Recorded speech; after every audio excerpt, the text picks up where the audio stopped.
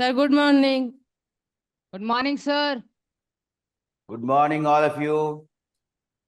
Ram Janaki Vidyalaya, Pandit Deendayal Upadhyay Sir is. और चंपा देवी विद्यालय Yes, sir. और अभी और विद्यालय जुड़ रहे हैं। 1 मिनट, चलिए। यस, आ गए हैं सारे विद्यालय। 6.1। तो यदि याद रहे या याद रहा ये बात, सब्जेक्ट पर आते हैं तो याद रहे क्या। देखो, क्या अगर एक भुजा ली, इनिशियल आर्म, और वही भुजा रोटेट कर गई, ठीक है, आगे घूर्णन में आ गई, रोटेट कर गई घूर्णन, ठीक है, तो कोण बन गया। ठीक है, कोण की परिभाषा भी लिख दी थी कि ऐसे जो चाप बनती है, ऐसे जो चाप ये बनती है कि ए और बी, और उसके बाद ये रेडियस, तो आर्क ए बी की लंबाई, चाप ए बी की लंबाई बटे आर थीटा रेडियन में कहलाता है। तो 9th वाले जनरली कोण की परिभाषा कम जानते हैं जनरली, और वो थीटा रेडियन में कहलाता है। अब ये बात यही छोड़ देते हैं, परिभाषा नहीं थी 9th में, दिखाई देती है ना। वो ट्रिग्नोमेट्री जब शुरू करते हैं तब वो दिखाने की कोशिश करते हैं कि थीटा रेडियन में है, वो भी 11वें में। लेकिन ये जान लेना आवश्यक है अभी कि ये वास्तव में जो एंगल है वो माप किस तरह से परिभाषित है। चाप ए बी की लंबाई बटे जो ये त्रिज्या गई है, तो ये थीटा बनेगा, रेडियन में बनता है, डिग्री में नहीं। ये भी बात है, क्योंकि अगर ये नहीं जानते हैं तो 11वीं में सवाल गलत हो जाता है, एक सवाल गलत हो जाता है और हम उसे डिग्री से जोड़ लेते हैं।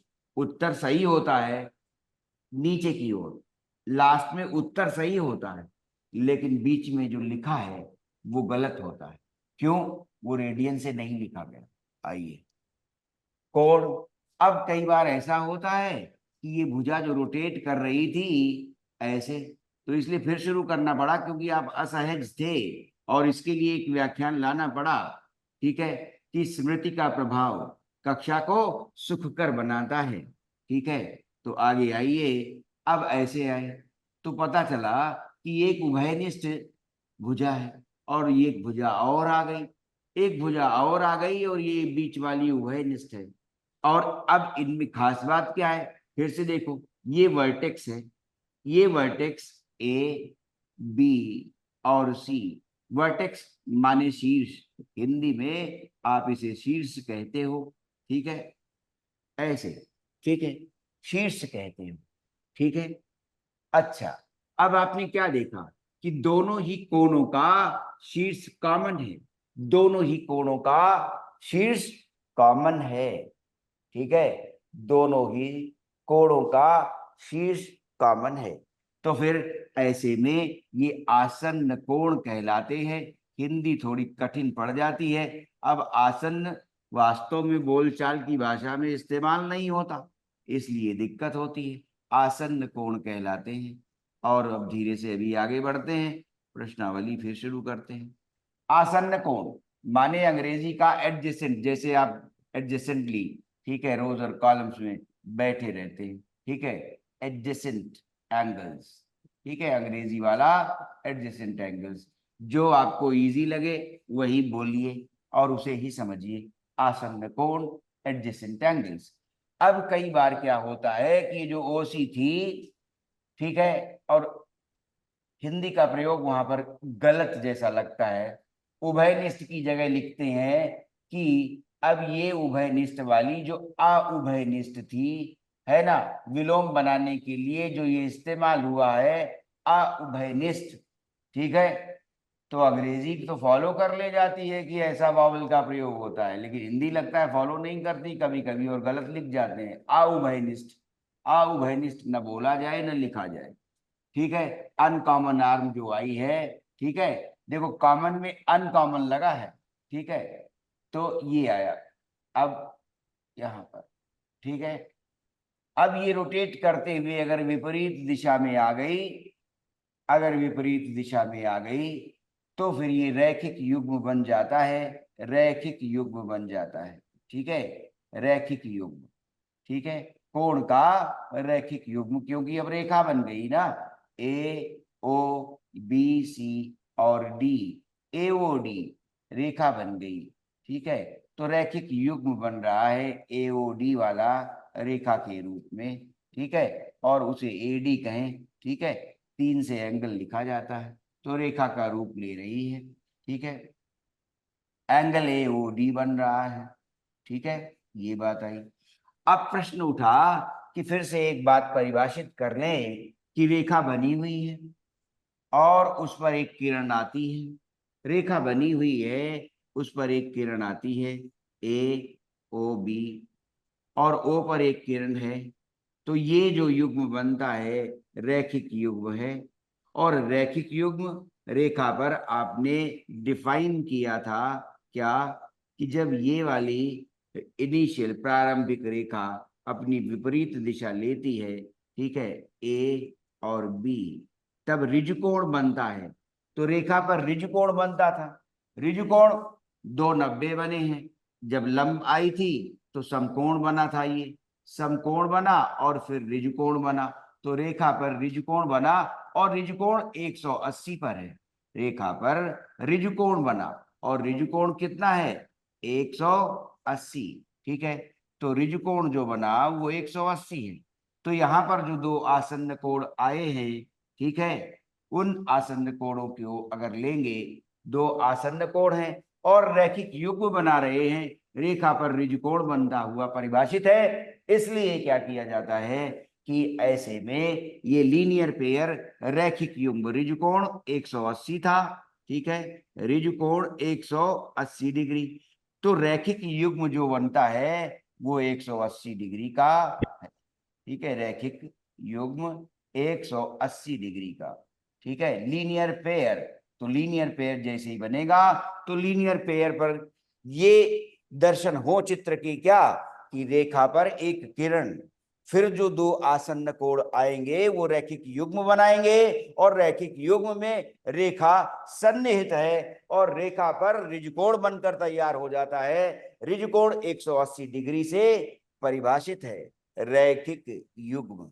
ठीक है, आइए वापस।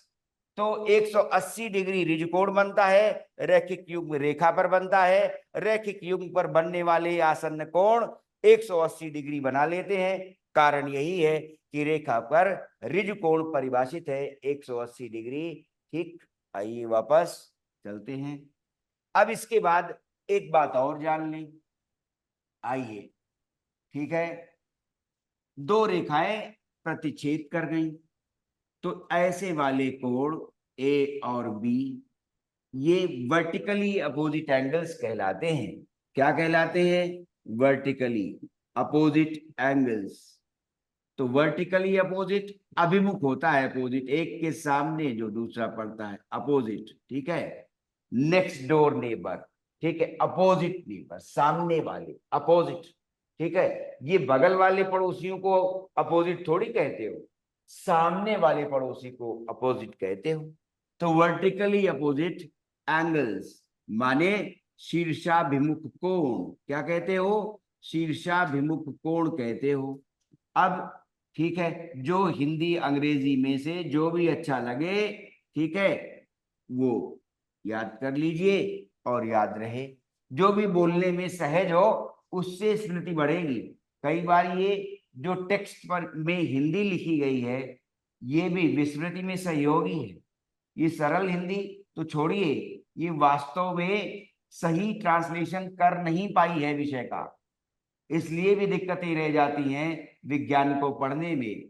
सही ट्रांसलेशन हुआ नहीं है, सीधी सी बात है। इस पर एक बार डॉक्टर गिरिराज किशोर ने वक्तव्य दिया था कि जब ऐसी हिंदी जो ट्रांसलेट की जाएगी उससे पढ़ाई को हिंदी मीडियम से आगे ले जाना एक मुश्किल काम होगा। लेकिन सुना नहीं गया। वो बहुत बड़े महान कथाकार, उपन्यासकार, पद्मश्री जैसे हैं। सीधी सी बात है, उनकी बात अगर ये ध्यान दी जाए कि नहीं थोड़ा सरल बोलचाल की भाषा में ट्रांसलेशन किया जाए तो ज्यादा अच्छा होगा। वर्टिकली अपोजिट एंगल शीर्षाभिमुख कोण। अब ये कहते हैं कि शीर्षाभिमुख कोण बराबर हुआ करते हैं, दो लाइनें थी एल और एम, शीर्षाभिमुख कोण बराबर होते हैं, दीज आर इक्वल। अब ये कहा गया कई बार, तो ये देखा जाए जरा कि इक्वल एंगल्स हो जाते हैं शीर्षाभिमुख, कैसे हो जाते होंगे। ठीक है, ए और बी बराबर होते हैं, ठीक है, शीर्षाभिमुख कोण angle A is always equal to angle B, और इधर वाले अगर कहे जाए तो एक्स और वाई भी बराबर होंगे। ठीक है, दो जोड़े बन जाते हैं, दो रेखाएं यदि इंटरसेक्ट करती हैं, प्रतिच्छेद करती हैं, तो दो जोड़े बन गए शीर्षाभिमुख कोणों के। ठीक है, क्यों, एक पहले एक्यूट बनेगा न्यून एंगल, ठीक है, और दूसरा ऑब्ट्यूज बन जाएगा अधिक कोण। तो अब ये कहते हैं ए और बी बराबर होता है और एक्स और वाई बराबर होता है, लेकिन कैसे, ये देखा तो जाए कैसे, क्योंकि अभी यही बात बताई कि तथ्य बहुत दिन तक याद नहीं रहते, है ना, और वास्तव में घटना से जुड़ा तथ्य जो है वो बहुत दिन याद नहीं रहेगा, लेकिन अगर घटना सामने घटित हुई है तो बहुत दिन तक उससे जुड़े तथ्य ध्यान रहते हैं। इसीलिए अब ये देखा जाए कि ये इक्वल हुए तो कैसे हुए, देखें, ए और बी देखना चाहते हैं। ठीक है, कि ए और बी इक्वल बनेंगे तो कैसे बनेंगे, ये देखा जाए, है ना। चलें, ए और एक्स मिलाकर रेखा एम पर होना आसन्न कोण और लीनियर पेयर, अभी बात हुई थी कि अगर रैखिक युग्म बनेगा तो रेखा पर ऋज कोण उत्पन्न होता है, ऋज कोण 180 परिभाषित है। तो अब हमने देखा लाइन एम पर, रेखा एम पर हमारे पास रैखिक युग्म बन रहा है, लाइन एम पर रैखिक युग्म उत्पन्न हुआ, लाइन एम पर क्या हुआ, angle A plus angle x, ठीक है, रैखिक युग्म 180 लेता है, बन गया। अब जब ए और एक्स पर ये आया, अब हम दूसरी लाइन एल ले रहे हैं, लाइन एल, तो देखिए कैसे घटित हो रहा है, कैसे माना जाए कि वर्टिकली अपोजिट एंगल्स इक्वल होते हैं। ठीक है, तो देखा जाए, अब लाइन एल पर भी रैखिक युग्म बन रहा है, एक्स और बी मिलकर रैखिक युग्म बना रहे हैं, एक्स और एंगल बी फिर से 180 बन गया, क्योंकि अब दूसरी लाइन पर बन गया, पहला लाइन एम पर था रैखिक युग्म, ए और एक्स मिलकर 180 थे, अब लाइन एल पर बी और एक्स मिलकर 180 हैं, जब दोनों ही 180 हैं तो बराबर होंगे क्या, साइड्स बराबर होंगी, angle A plus angle x बराबर कितना, ये वाली लेफ्ट हैंड साइड, ठीक है, दोनों ही राइट हैंड साइड 180 है, इसलिए angle X plus angle B. तो ज्योमेट्री करते वक्त जब इस तरह से फॉर्मुलेशन अभी से सीख जाते हैं नवीं कक्षा से, तो 11वें में आते ही कोऑर्डिनेट में मजा आता है। ठीक है, कोऑर्डिनेट ज्योमेट्री बाद में ऐसे ही चलती है, 9वीं 10वीं में जो पढ़ते हो उसे प्योर ज्योमेट्री कहते हैं। ठीक है, क्लियर। और जब 11वीं में आ जाते हो तो उसे एनालिटिकल ज्योमेट्री कहते हैं, वो सूत्रों पर आधारित हो जाती है, लेकिन उसकी आदत अभी से पड़ेगी। देखो एक्स एक्स कट गया, कट गया, एक्स और एक्स कट गया, क्या बचा, angle A is equal to angle B. तो अब आपने घटित होते हुए देख लिया कि ए और बी कैसे बराबर हो गए, तो अब ये याद रह जाए तो बहुत अच्छा है, शीर्षाभिमुख कोण बराबर होते हैं, vertically opposite angles are equal. अब देखिए मैंने पीछे लिखा क्या है, यदि याद रहे या याद रहा। ठीक है, तो माने याद करने की चिंता नहीं करनी है, संघर्ष नहीं करना है, ये वाक्य इस बात की ओर इशारा कर रहा है, संकेत दे रहा है, अच्छा अपने आप याद होता होगा, जो बड़ा नेचुरल फिनोमेना है। सांस रखना लेना कभी भूले हैं, नहीं भूले, तो फिर, है ना, क्यों नहीं भूले, है ना, पूरी तरह से प्राकृतिक है ना, तो यही स्मृति के साथ जोड़ लीजिए, है ना, प्रकृति के स्वरूप में स्मृति को लाना है, इसलिए क्या लिख देते हैं, यदि याद रहे या याद रहा, संघर्ष पीछे छोड़िए, आगे बढ़िए। चलिए, तो आपने देखा शीर्षाभिमुख कोण बराबर होते हैं। कैसे देखा? ऐसे आया कि लीनियर पेयर दो रेखाओं पर बना दिए इन्होंने, और दो रेखाओं पर लीनियर पेयर रैखिक युग्म बनाकर दोनों को 180 देखा, और जैसे इनको 180 दिखा, इन्होंने दोनों साइड्स को बराबर लिख दिया। एंगल एक्स और एंगल एक्स कट गया, और एंगल ए बराबर एंगल बी आ गया। In the same manner you will see that angle X and angle Y, ठीक है, देयर सम इज 180। इनका भी योग 180 डिग्री ही होगा, ठीक है। ये चलिए, अब 6.2 के लिए फिर व्याख्यान लेंगे। अब सवाल फिर से करते हैं, और ये फिर से वापस इसलिए लाना पड़ा क्योंकि पिछली कक्षा में जब सवाल दिए थे तो कुछ असहज थे। अब 6.1 में फिर सवाल उठाते हैं, आगे बढ़ते हैं। 6.1 के सवाल ले रहे हैं कुछ।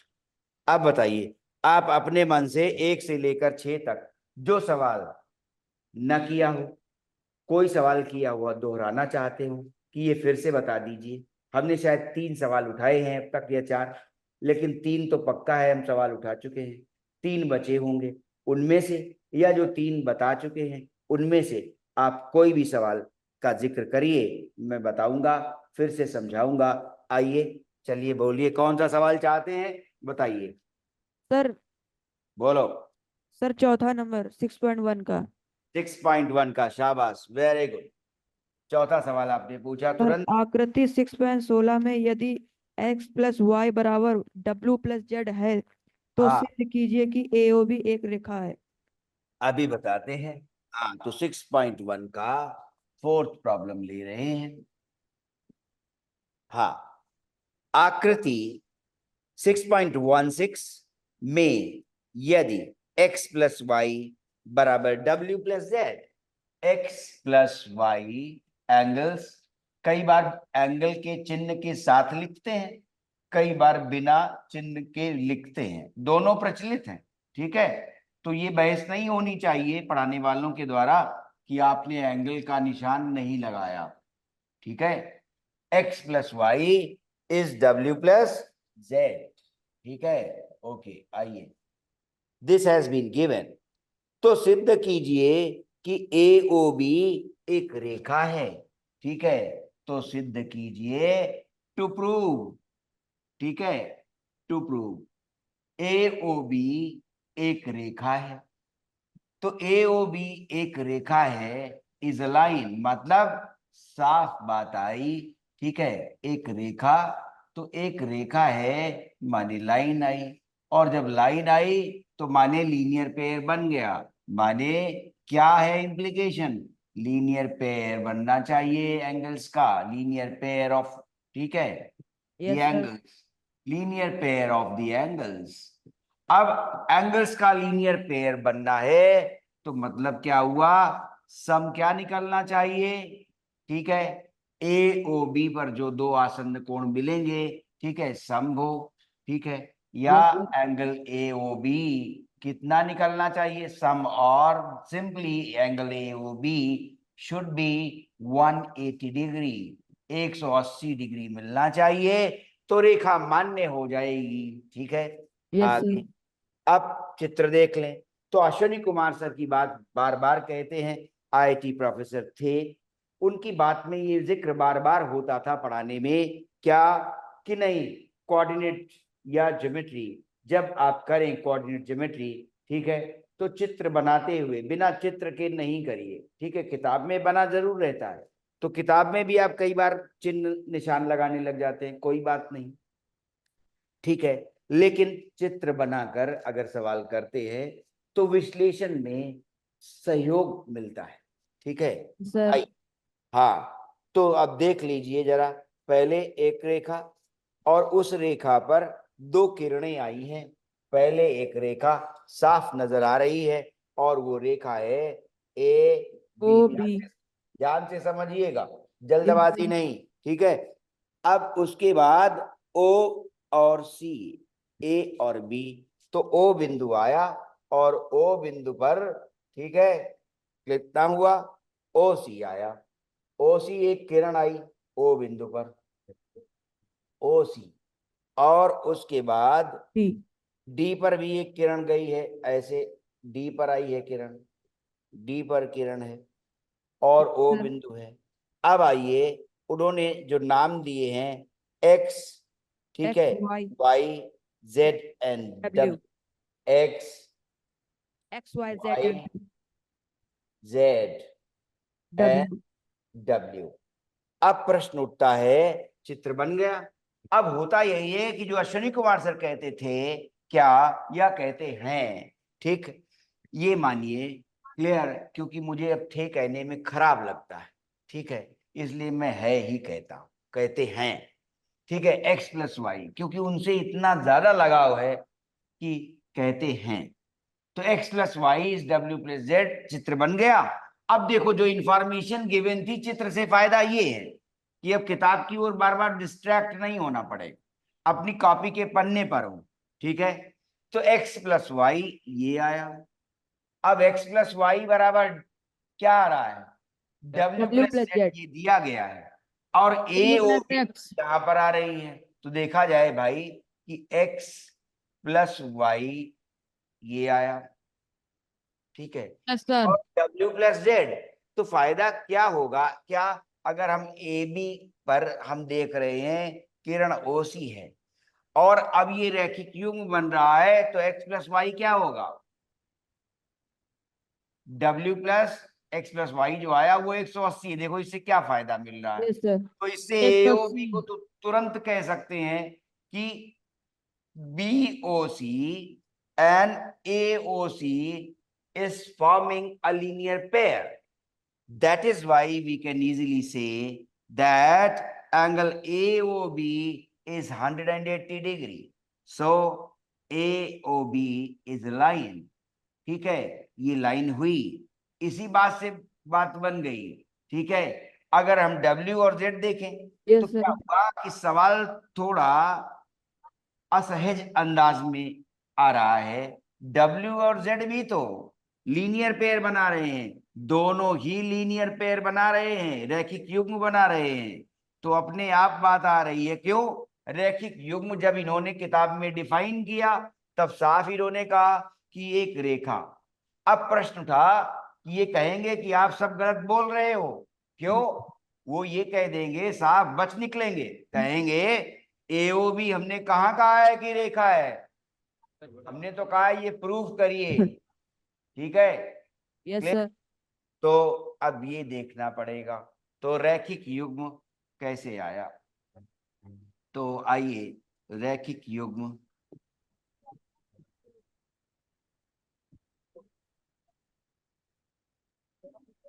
ठीक है।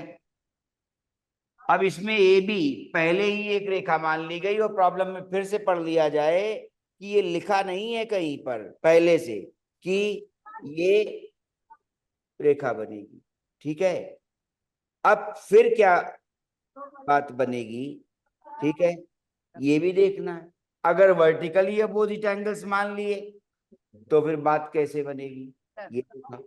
तो अब ध्यान दें कि बात कैसे बने, कि रेखा दी नहीं है बहुत सावधानी से, कि ए ओ बी पर अगर इन्हें लीनियर पेयर लिख बैठे तो कहेंगे कि हमने कहाँ कहा है ए बी, रेखा दी हुई है, वो कह रहे हैं ए बी रेखा है, इसे प्रूव करिए, ठीक है।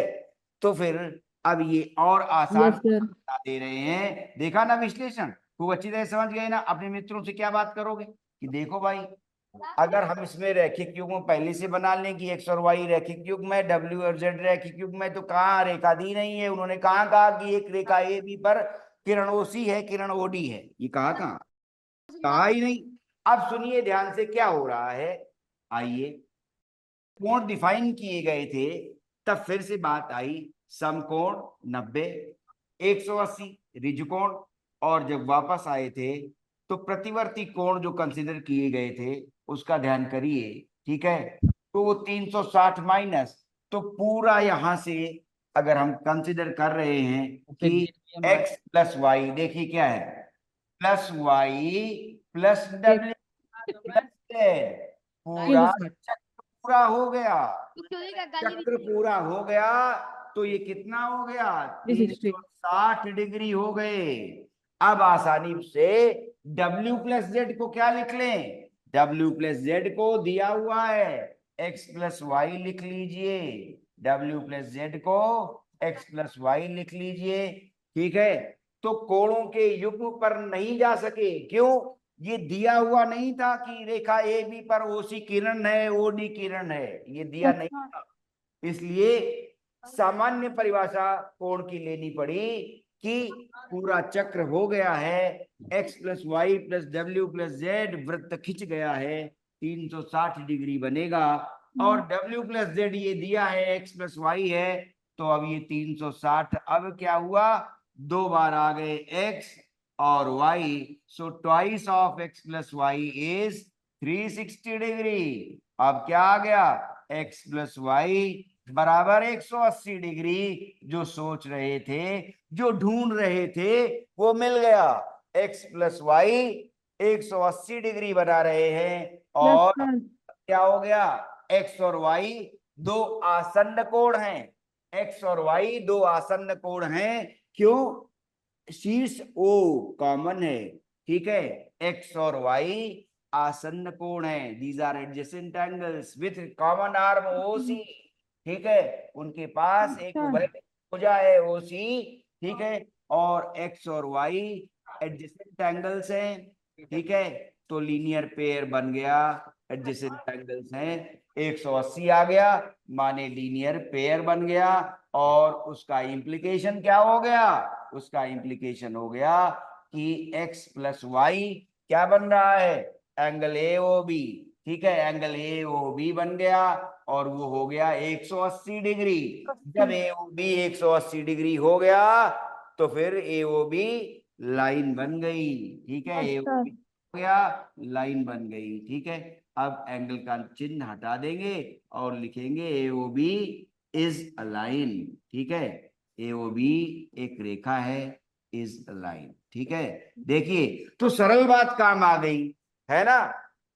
और हो सकता है हम इस बात को लेकर दोषपूर्ण ढंग से उलझ जाते क्या कि AB रेखा पर OC किरण है और फिर लीनियर पेयर पहले लिखने लग जाते।